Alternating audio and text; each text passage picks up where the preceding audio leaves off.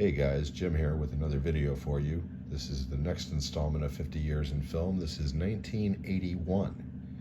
But before we begin, if you like this content, if you like this video, please give me a like, a subscribe, and most importantly, please leave me comments in the bottom. The more feedback I get, the more I can improve this channel. So please, any kind of feedback whatsoever, positive, negative, or neutral, would be greatly appreciated. So 1981 is a pretty incredible year. We have quite the variety. We still have quite a few horror movies, so it is horror movie heavy again, but not quite as much as last year. So we're going to start right away. We're going to start with the comedies like usual. And the first one is from my Mel Brooks collection. It is History of the World Part 1. I'll zoom in on the synopsis there so you can read that if you would like, if you've never seen this movie. Just about everybody has. I absolutely love it. I could sing the Spanish Inquisition song word for word. Trust my word, or trust my words. Next we have Blake Edwards' S.O.B. This is part of the archive collection. This is probably my favorite Blake Edwards movie. I absolutely love this movie.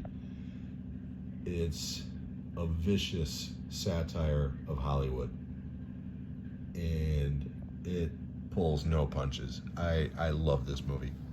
So that's S.O.B. The last comedy, yeah, we only got 3 this year.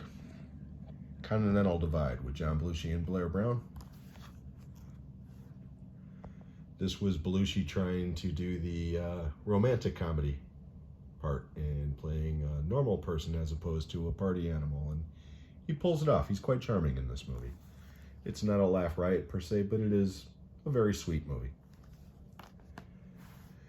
Next, we have a couple of animated movies for you, but they are not Disney cartoons. The first one is American Pop, written and directed by Ralph Bakshi, who also did Fritz the Cat, Heavy Traffic, Lord of the Rings, Wizards, you could see there. This is a great movie with great music. I really enjoyed this movie. I covered this on the very first installment of 5 underrated movies to check out. I really enjoyed this movie. Another music-related cartoon, but in a totally different, Heavy Metal. This movie's iconic to American boys my age. This movie is off the chains crazy, but I will always love this movie. I saw this movie at least a dozen times at the midnight movies in the mid to late 80s when I was in high school and going to college. Yeah, I love Heavy Metal. Great soundtrack. Now we're going to move into a drama for you. The classic On Golden Pond.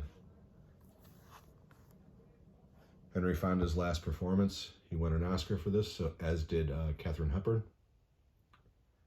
This is a great movie. I told this story on one of my other videos, but sorry, my camera's freaking out on me. I saw this theatrically with a bunch of my friends when we were 14. None of us wanted to see it, and we all walked out wanting to see it again. We loved it, and I still do. It's a great movie.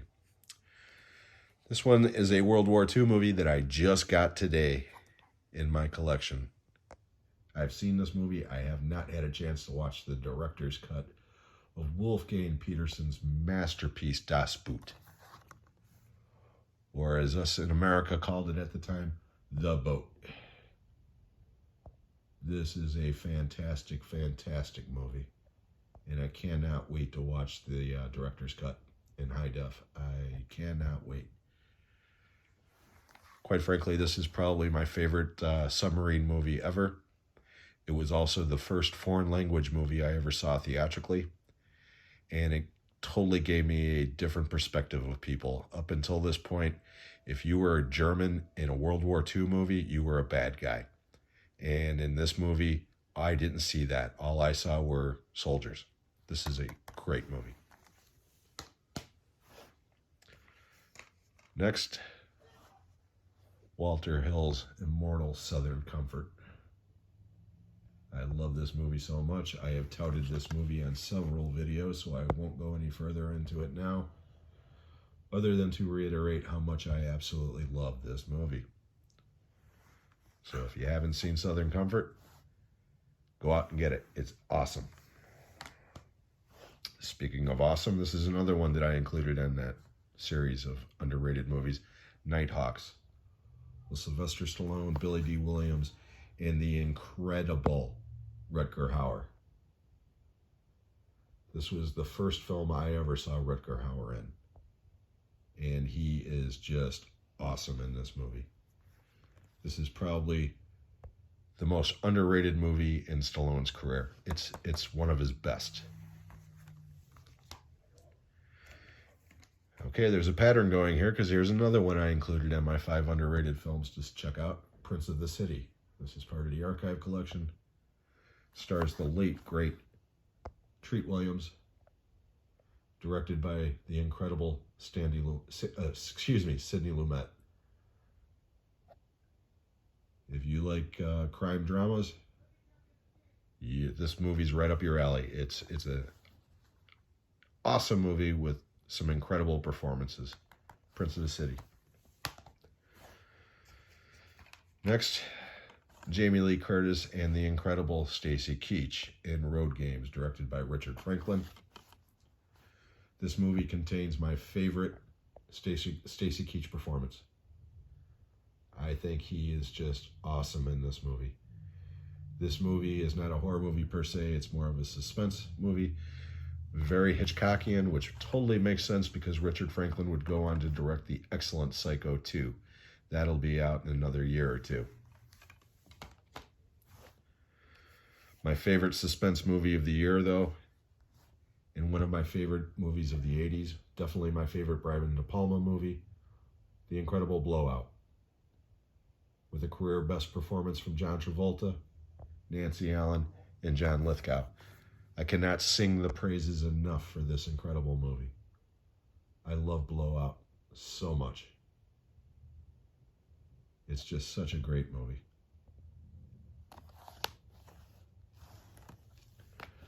Okay, now we're getting into the action. We're back to Bond. 1981. For Your Eyes Only. As I said in my 1979 video, this was supposed to be the follow-up to The Spy Who Loved Me. And then Star Wars came and changed Bond history forever. And Moonraker, even though it was a huge hit, it was not very critically received well. And they wanted to go back to the more basics of Bond, and that's what For Your Eyes Only is. And it's one of the best Bond pictures. It's definitely one of the best ones that Roger Moore ever did. And I think it's the last great one that Roger Moore did. But For Your Eyes Only, again, just like Spy Who Loved Me, iconic theme song, in this case done by Sheena Easton. I love this movie. It's a great movie. Now, if we're talking action, and we're not talking 1981, we have to be talking about Raiders of the Lost Ark. Raiders of the Lost Ark. I don't care what this says, Indiana Jones and the Raiders of the Lost Ark. No. Right there. There's the one sheet. Raiders of the Lost Ark changed action movies forever. It upped the game. And it totally transformed Harrison Ford's career from being known as Han Solo to being known as, hey, it's Han Solo, or it's Indiana Jones.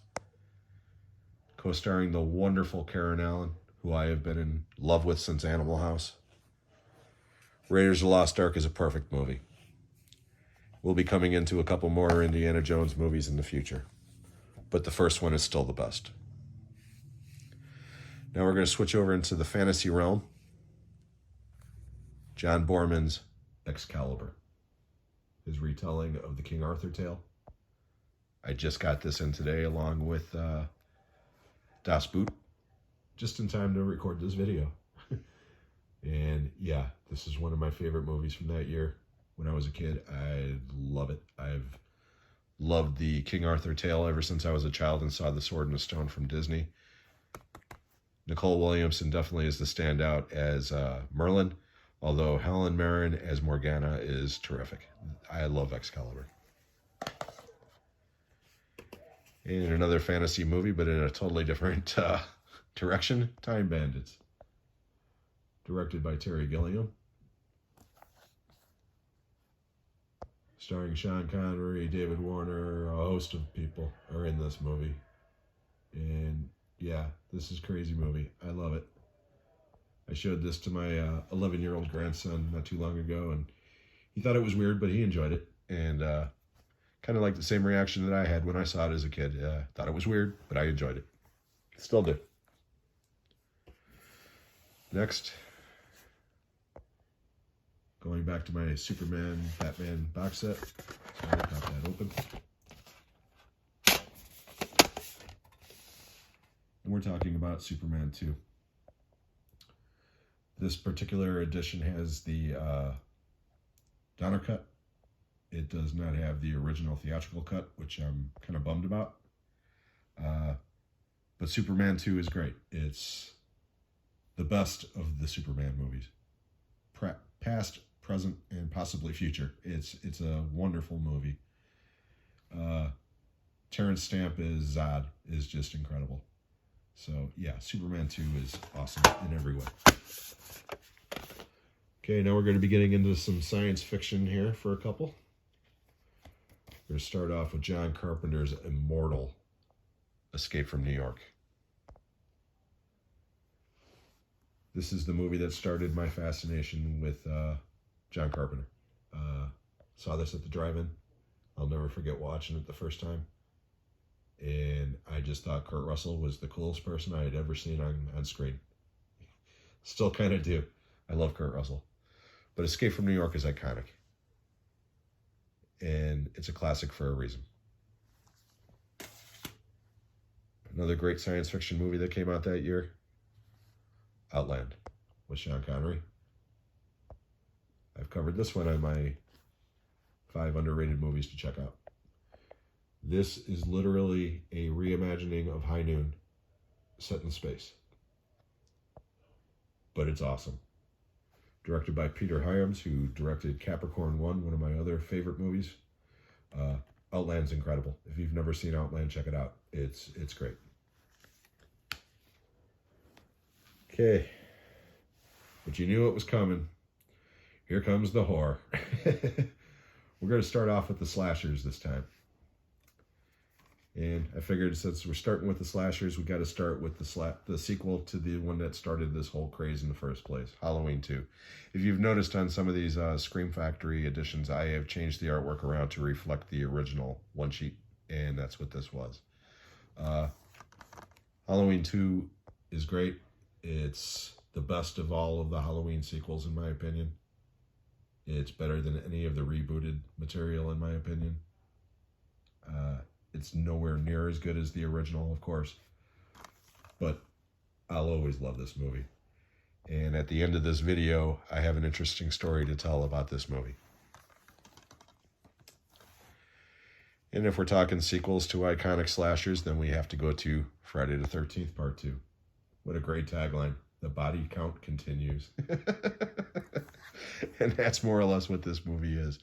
But you know what? Out of all the Friday the 13th movies, this is my second favorite. The first favorite will be out in a couple of years.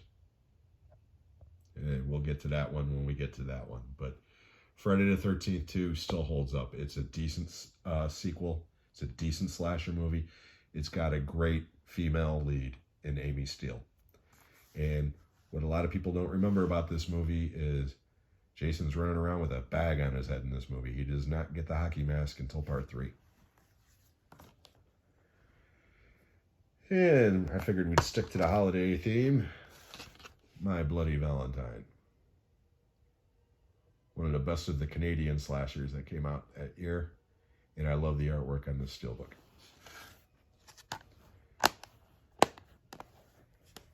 And if we're going Valentine's Day, we might as well go birthdays with Happy Birthday to Me. This is from Kino. This is more or less a giallo. But what's cool about this movie is, and it was right there on the poster when it came out, every kill was, yeah, there you go, 6 of the most bizarre murders you will ever see. And the guy with the shish kebab ain't even the most bizarre one. This movie's fun. It's not great, but it's fun. Next we have Tobe Hooper's The Funhouse. My sister Sharon took me to see this. I was about 13 and a half, going on 14. And yeah, she took me to see this because it was rated R. And she was very uncomfortable at the very beginning of the movie when the kid is peeking in on his sister taking a shower. And quite honestly, it made me uncomfortable too. So next we have Hell Night with Linda Blair. And I'll open the seat. That's the original poster artwork. This movie's not that good. It's slow. It's very slow. The twist on this is the killer is like this mutant monster guy, but yeah, it's not a badly made movie, but it's definitely slow. So, yeah, not my favorite. Okay, excuse my reach here, guys. I had to move stuff because it was sliding everywhere. Okay, continuing in the last of the slashers, we have Eyes of a Stranger. This is more of a stalker movie than a slasher.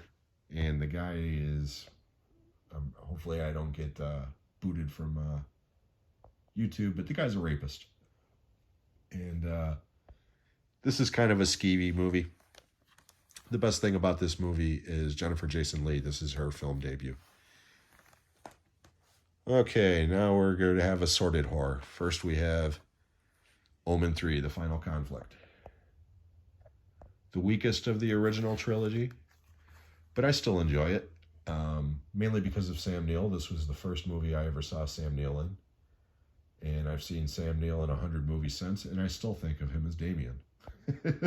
But this movie goes into some pretty dark places. I mean, they're killing babies in this movie. It's pretty dark. So, yeah, Final Conflict, I will always enjoy it to a certain degree. Next, another one that I included in my 5 movies to check out, Dead and Buried. This is a weird little gem from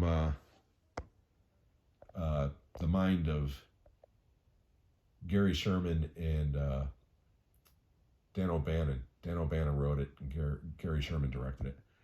This movie is crazy, and I don't want to say too much because it will give away the plot, but Dead and Buried is a lot of fun. Now we have a ghost story for you. Ghost Story. This is based on a best-selling novel by Peter Stobe. Great cast. Fred Astaire, John Houseman, Douglas Fairbanks Jr., Melvin Douglas, Craig Wasson, Alice Krige. This is the first movie I ever saw Alice Krige in. She's really good in it. It's a slow burn, solid movie. And the last of the haunted movies, but this is definitely an Alien ripoff. Galaxy of Terror. This is from the Corman Factory back in the day, low budget. Quite honestly, this movie sucks. But this steelbook is sick. So that's the main reason why I got it. And it is out of print, so. Okay, we're down to the final 4, guys. The next one. This started my David Cronenberg love affair. Scanners. Again, my sister Sharon. Thank you, Sharon. She took me to see this. We neither one of us knew what this movie was about. And no pun intended, our minds were blown. This movie's a classic. And special shout out, as always, to Michael Ironside, who is absolutely incredible in this movie. Now, the next 3 I lumped together. You'll see why. But first of all, I want to state that Wolfen, from the Archive Collection, is not a werewolf movie.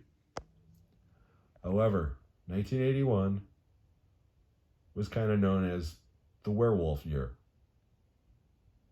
because 3 movies came out that year with similar titles, and Wolfen got lumped in with the other 2.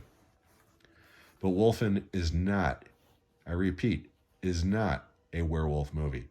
However, it is a very good movie that you should check out. But you know where we're going with this. We're talking about werewolves. The Howling. Look at the sick artwork on that. I mean, that is just great. Joe Dante's a classic. This movie's great. It's a horror comedy. At least I've always thought of it that way. But The Howling's awesome. However, as great as The Howling is, the real werewolf classic that year is An American Werewolf in London. Directed by John Landis, starring David Naughton, Jenny Agutter, and Griffin Dunne. Quite frankly, this is the greatest werewolf movie of all time, in my eyes. Not only that, you're looking at it right there, featuring groundbreaking Academy Award-winning makeup by Rick Baker. But what that blurb doesn't say is that until this movie, there was no award for Best Makeup Effects in the Academy Awards. They created that award for this movie because the effects were that good. And they still are. The transformation scene in this movie is still the greatest of all time.